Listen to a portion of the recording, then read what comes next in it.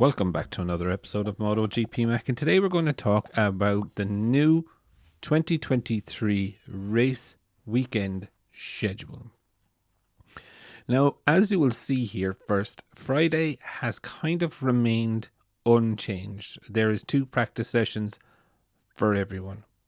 The only thing that has changed on a Friday is some sessions are longer and some sessions are shorter than they originally were. But where the big changes really start coming into play is on Saturday. Now, as you will see, Moto 3 and Moto 2 get a practice 3, and MotoGP gets a free practice. And the reason this is called free practice is because it is already decided who is going into qualifying 1 and for the most part qualifying 2 by the practice session 1 and 2 that happened on the Friday. Also, with qualifying, it does bring an extra risk of pushing it all the way because, as you can see here, there's not a lot of time between qualifying and the start of the sprint race.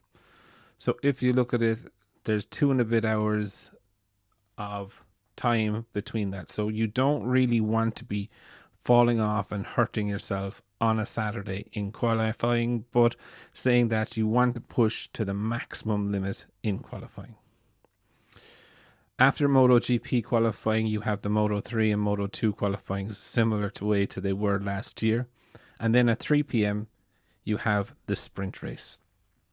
So I think this will be really, really exciting, actually. I can't wait to see a sprint race, see who goes balls to the wall and enjoys it. Sunday then brings another change with only MotoGP having a warm-up and then the rider fan parade, and then we get into the racing at 11 a.m. as per normal, and the races happen as normal.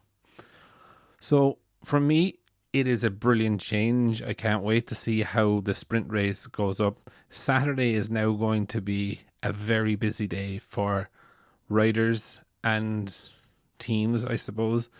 But it's also going to be a very, very challenging day because the sprint race is worth points, but qualifying, and it's just going to be finding that right balance of not throwing it down the road and hurting yourself on a Saturday and trying to stay as fit as you can for the Sunday.